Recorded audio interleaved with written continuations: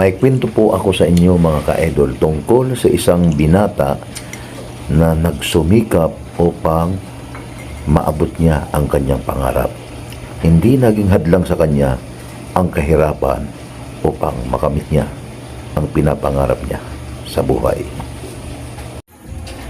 Kung inyo pong pagmamasdan ang kanyang mga larawan, hindi natin makikita ang mga sakripisyo na kanyang naranasan habang siya ay nag-aaral. Hindi niya kinahiya na ang kanyang mga magulang ay isang manininda ng isda at isang pedicab driver lamang.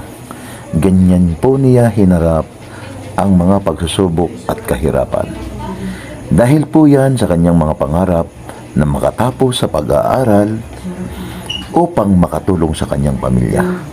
Tiniis niya lahat ng hirap na kung saan kadalasan nagpapaalila siya sa ibang tao upang kumita lamang ng kunting pera para makatulong sa kanyang pag-aaral.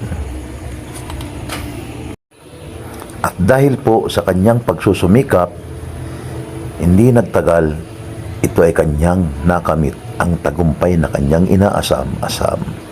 Ngayon po, isa na po siyang board passer sa Criminology Board Exam.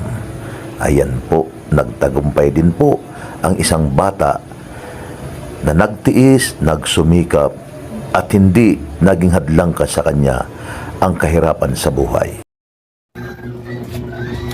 Ayan po, magandang hapon po mga ka-idol. Welcome back to my channel, Idol Sarge TV.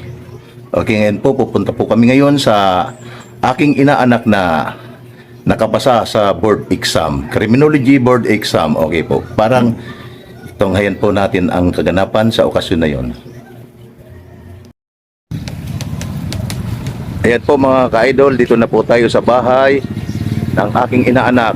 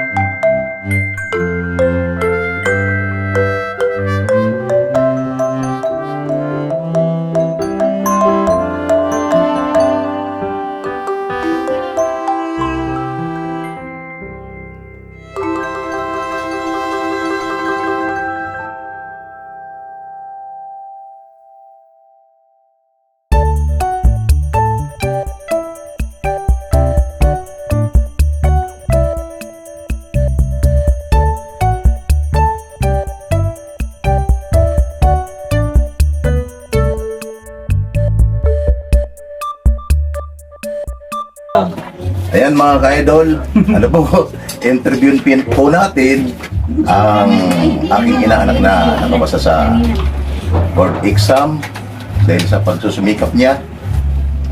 Ayan po, Jumi Martires. Hello guys. Okay, ayan po siya. Ayan po.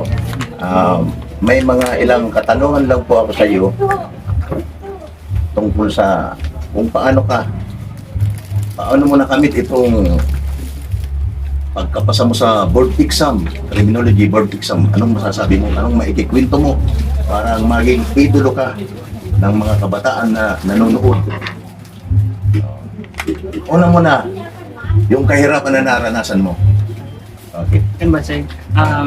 Uncle is, in order to achieve that kind of license, I think you need to choose your right circle of friends, right environment. Hindi ko yung naintindihan na. Tagalog. Tagalog mo din. Di, okay lang ko na yun. Ano lang yung joke. Mama, usog-usog ka. Para marinig mo. Kailangan po is yung circle of friends mo yung tama, yung dadalhin ka pataas, and then yung second, dapat kailangan mong i-handle yung anxiety mo kasi yun yung pinakamahirap na kalaban sa board examination is your anxiety and depression. Malayo ka sa pamilya mo, malayo ka sa friends mo, and then malayo ka sa comfort zone mo. And then yung last, in preparation.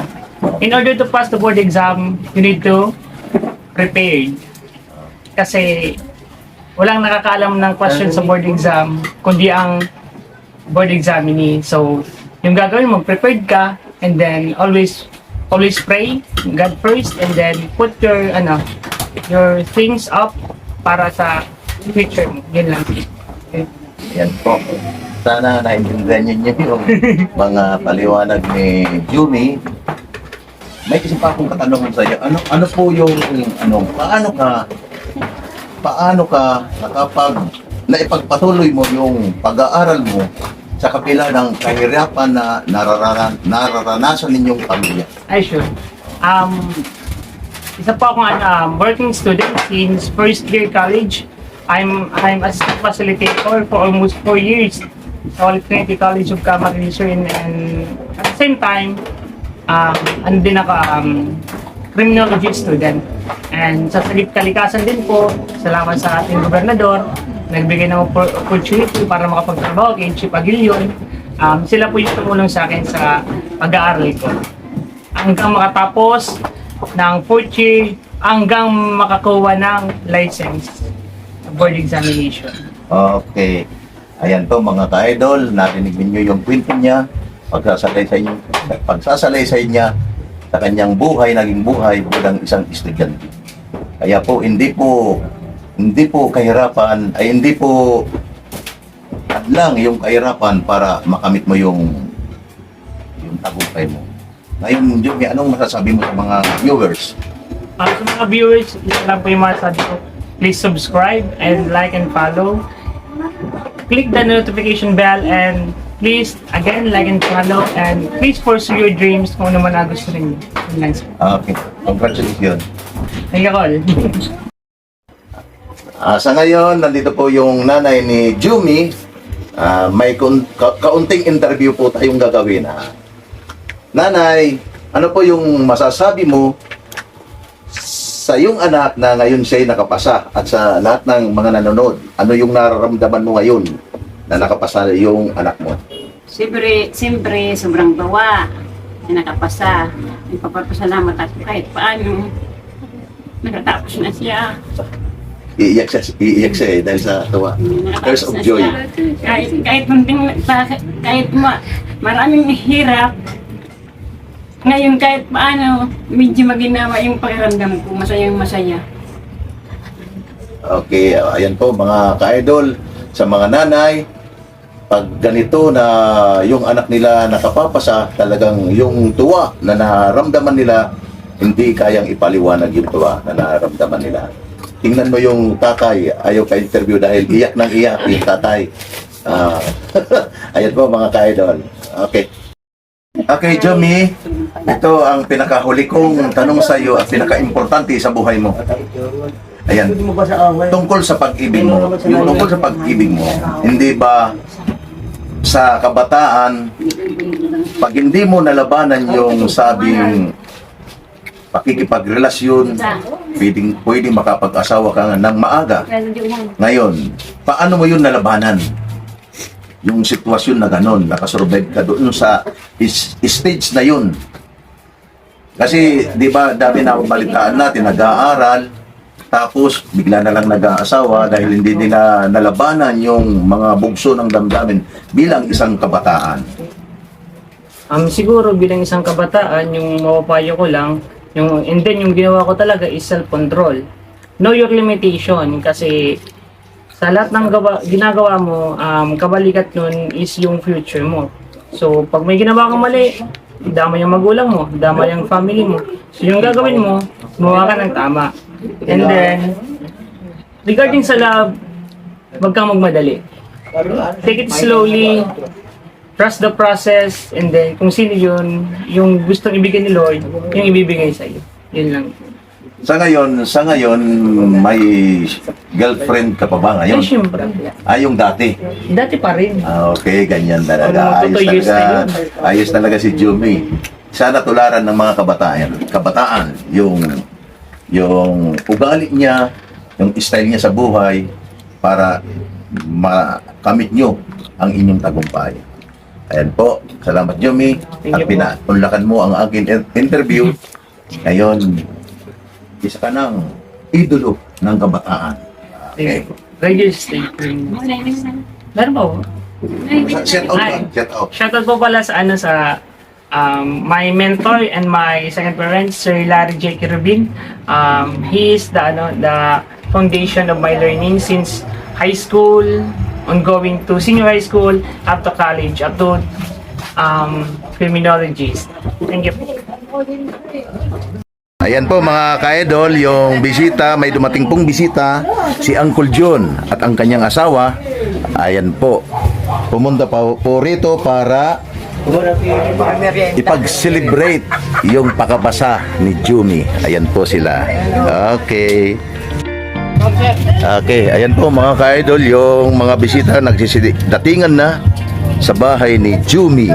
Ayan po mga ka-idol. Ayan po.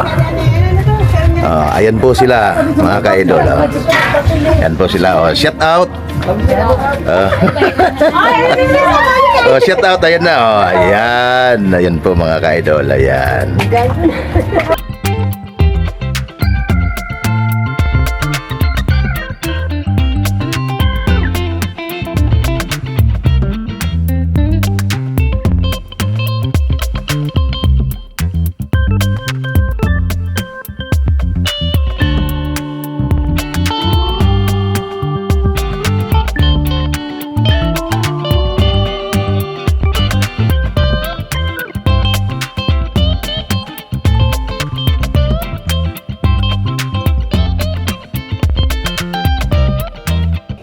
Na tunghayan po ninyo o kaya narinig nyo yung mga salaysay ni Jumi Martires.